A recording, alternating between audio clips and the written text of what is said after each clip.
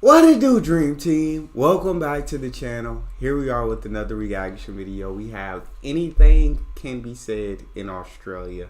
We got Mark Watson at the Sydney Comedy Festival. What does he mean? Anything can be said.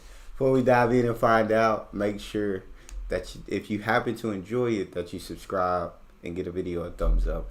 Also, if you have a video request of your own, you can subscribe to Patreon and request it. Or in the description section, there's a link where I take premium as well as free requests. Or you can just drop a suggestion right there in the comment section. So no reason to not suggest.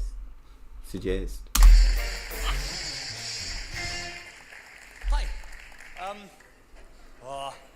Yeah, it's quite hard after a build-up like that. The magical mark. Well, I'm not going to do anything magical. I just talk probably. It's very hard.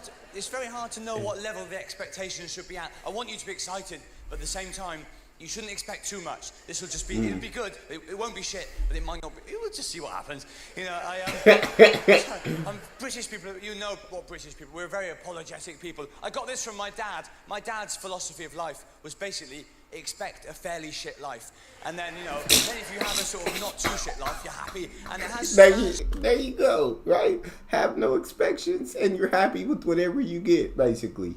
Or expect disappointment, and you're happy with whatever you get. Stood me in good stead. My dad was always trying to sort of soften the blows of life. I remember coming home from school, and my dad said, "Would you rather Father Christmas didn't exist, or your mum was dead?" Right? And I know. What are you going to say to that? Well, I'd rather Father Christmas. That's one way to learn about Father Christmas not existing. That's one way to do it. Right, he said, good news. And there you are, you see. Softening the blows. Oh my God. I kind of feel that as a society, as a world, we're losing that. We're losing the habit of expecting, fairly reasonable things. Everything is hype now. Everything is meant to be the best thing in the world. How is this for excessive advertising? I saw a magazine in the shop. It said the 3 sex secrets that will change everything. Really? Change everything? I'm having lunch with my brother tomorrow. Is that off now? So I have to go and say, sorry mate, I'm going to have to cancel. Apparently a blowjob is twice as good with an ice cube in your mouth. Of course not. I did buy the magazine. It can't hurt to, it goes in the lady's mouth. Anyway,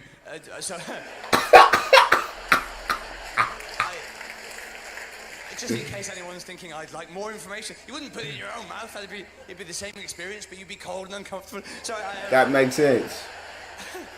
Normally I'm not very rude. What's happened to me? Oh dear. It's being Australia. Australian, you're such rude fuckers, basically. Yeah. In Britain, I'm from Britain. I have to be. I detect no lies. I don't think they're rude, but in a sense, they just don't care. Like they're so unbothered by things people say. So it's like, you can say anything. So careful all the time. You come to Australia, you can say anything. Not anything. The C word tends to be a problem. That's where that is the cut-off point. I nearly said it there when I said cut-off point. That does tend to be. It's funny, really. I would say that, basically, no word can really be more offensive than, they're all just words. It's arbitrary what words mean. It's just something about the sound. The C word does make people go, oh no, you never say that. But really, it's just a word. It's no different from saying frisbee, really. Of course, the context makes a huge difference. Yeah. Bit of a mix-up in a park once, but it's, but in terms of actual meaning, I love Australia. Mind you, I don't know, it's easy to sort of, if you're British, it's easy to say, oh, you guys, you're so relaxed, Australia's so, and it's not always true. Certainly getting into Australia is a real challenge. It remains, every year, I've come to Australia 4 years in a row, every year Perth is the worst. I very nearly wasn't allowed into Perth. They're obsessed with nuts. Got any nuts? Got any fruit? It's incredible. That was the first question, the first thing anyone ever said to me. All this like welcoming Western Australia, come to Western Australia, you'll be at home in Western, and then the first thing anyone ever uttered to me, got any nuts? And it's not a question that you're normally prepared for when you They say you can't bring in nothing that could possibly disrupt our ecosystem. So nuts, foreign stuff, keep it foreign, right? No, don't bring them nuts over here. After 24 hours in the air, or whatever it is, Melbourne to Perth, a long way anyway. Felt like got any nuts? Got any? And of course, you know what it's like. You do get a guilty conscience. You know you haven't got any nuts or fruit. I mean, it's not the kind of thing we normally ask in Britain. In Britain, the security people are more concerned with guns and knives and what have you. Yeah. But as soon as someone in a uniform says, got any nuts, got any fruit, a part of you does think, oh shit, maybe I do have a stray mango here somewhere. Maybe I'm harbouring a couple of limes. Oh, God. I think, I mean, what a great laugh there. Amazing. Well over. After the laugh had died out, someone suddenly went, ha, ha. Wow. 20 seconds. That's good.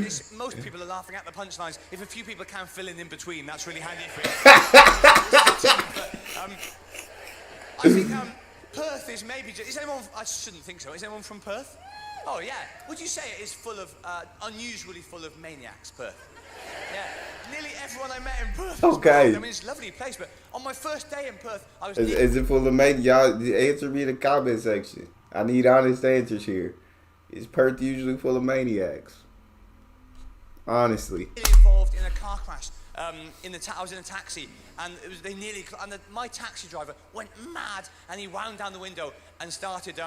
He had quite an odd accent. He was a wog, basically, as you would say here, which I'm only saying because, again, in Britain, if you said that would be your career over. Whereas it means something in Britain. It means something different. Anyway, he was whatever. I don't know where the hell he was from, but he started shouting at this other taxi driver, "Hey, you're a gay man! I fuck you! Hey, you remember? Remember? Because you remember, oh my God! You remember? You're gay. I fuck you." And yeah. Okay. Your argument is quite muddled, really, sir. Like, for one thing, I would never condone. You can't just shout you're gay in this day and age. You can't be homophobic if you are going to then claim that you've had sex with him yourself. Well, you're really weakening your position in the argument.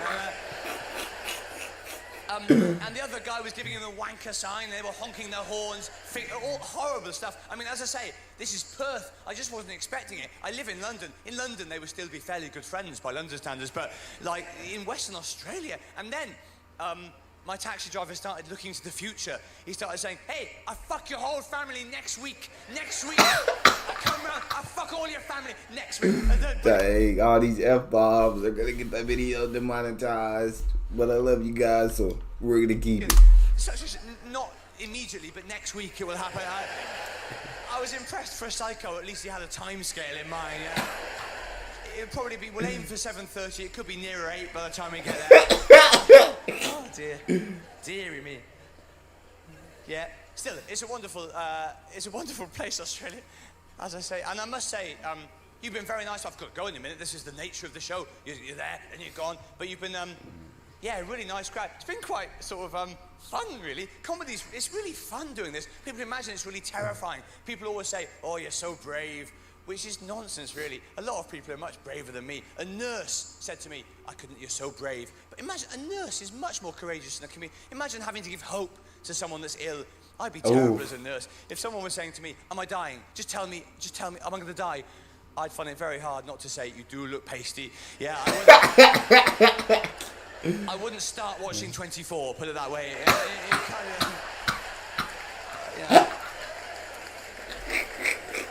I had this guy, I shall leave you with this, but this, the most enthusiastic Aussie I've ever met, even by Australian standards. You know, you get some Aussies that just call you a legend. "You're a fucking legend, mate, legend." So this guy grabbed me and he kept calling me a legend. And he said, "You're the bravest man I've ever met." He said, it was nonsense.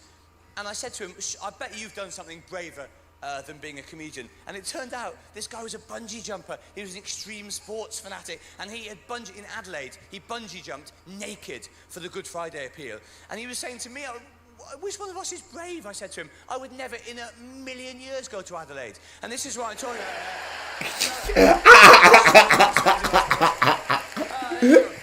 My name's Mark Watson. Thank you very much. See you next time. Good night. He said, "Which one of us is brave? I would never in a million years go to Adelaide." Where we thought he was going to say bungee jump. Said, "Go to Adelaide." Y'all let me know what y'all think in the comment section. I enjoyed that. And if you did as well, make sure you don't forget to subscribe. Give a video a thumbs up.